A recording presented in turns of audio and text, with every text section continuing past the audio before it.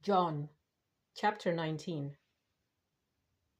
Jesus sentenced to death.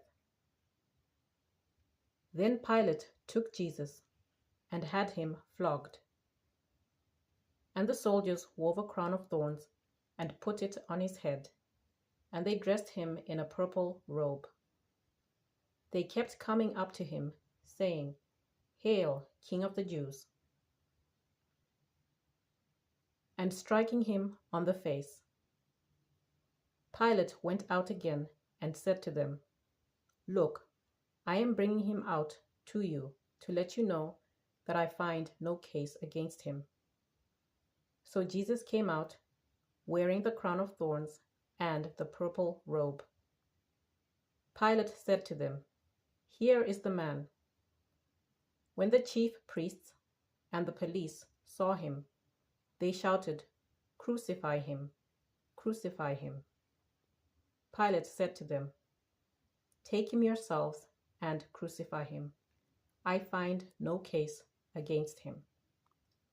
The Jews answered him, "We have a law, and according to that law he ought to die because he has claimed to be the Son of God." Now when Pilate heard this, he was more afraid than ever. He entered his headquarters again and asked Jesus, "Where are you from?" But Jesus gave him no answer. Pilate therefore said to him, "Do you refuse to speak to me? Do you not know that I have power to release you and power to crucify you?" Jesus answered him, "You would have no power over me unless it had been given you from above. Therefore, the one who handed me over to you is guilty of a greater sin."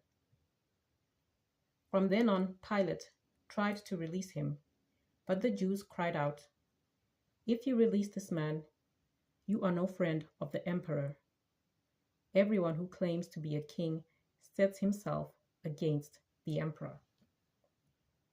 When Pilate heard these words, he brought Jesus outside and sat on the judge's bench at a place called the Stone Pavement, or in Hebrew, Gabbatha.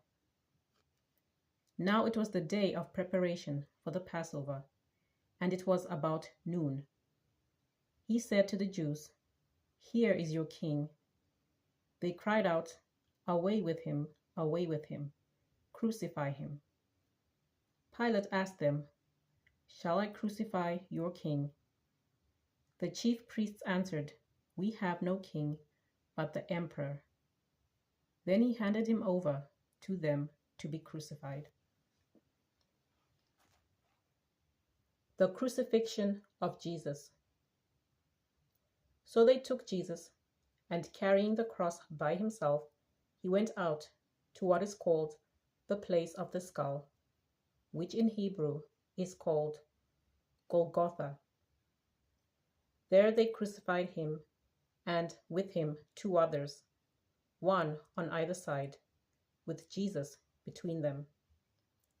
Pilate also had an inscription written and put on the cross. It read, "Jesus of Nazareth, the King of the Jews."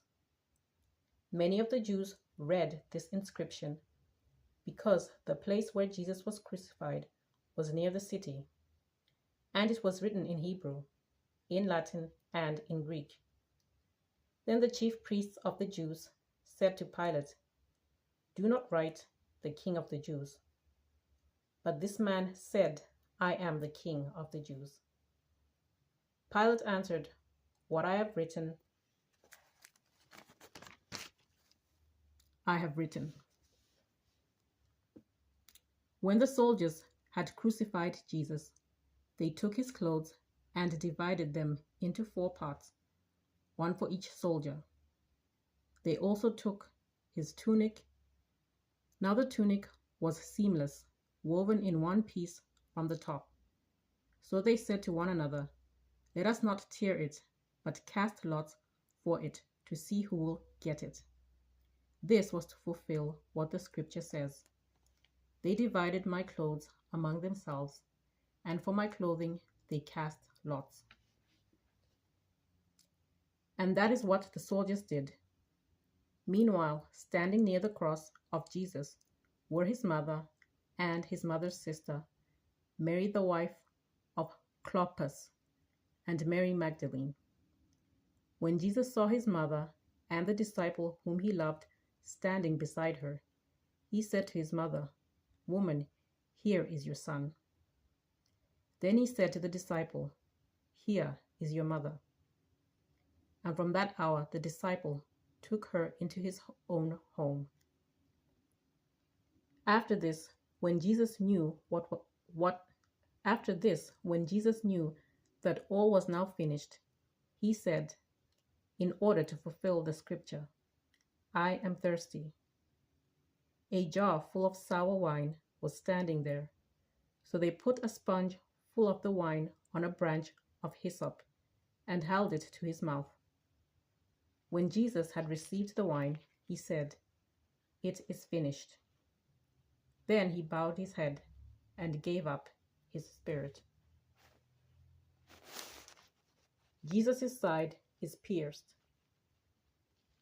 Since it was the day of preparation, the Jews did not want the bodies left on the cross during the Sabbath, especially because the Sabbath was a day of great solemnity.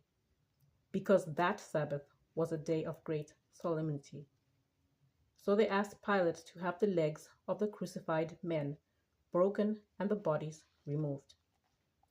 Then the soldiers came and broke the legs of the first and of the other who had been crucified with him. But when they came to Jesus and saw that he was already dead, they did not break his legs. Instead, one of the soldiers pierced his side with a spear, and at once blood and water came out. He who saw this has testified so that you also may believe. His testimony is true, and he knows that he tells the truth. These things occurred so that the scripture might be fulfilled. None of his bones shall be broken. And again, another passage of scripture says, "They will look on the one whom they have pierced." The burial of Jesus. After these things, Joseph of Arimathea, who was a disciple of Jesus, though a secret one because of his fear of the Jews, asked Pilate to let him take away the body of Jesus. Pilate gave him permission, so he came and removed his body. Nicodemus, who had first come to Jesus by night, also came, bringing a mixture of myrrh and aloes, weighing about 100 pounds. They took the body of Jesus and wrapped it with the spices in linen cloths, according to the burial customs of the Jews. Now there was a garden in the place where he was crucified, and in the garden there was a new tomb in which no one had ever been laid. And so, because it was the Jewish day of preparation, and the tomb was nearby, they laid Jesus there.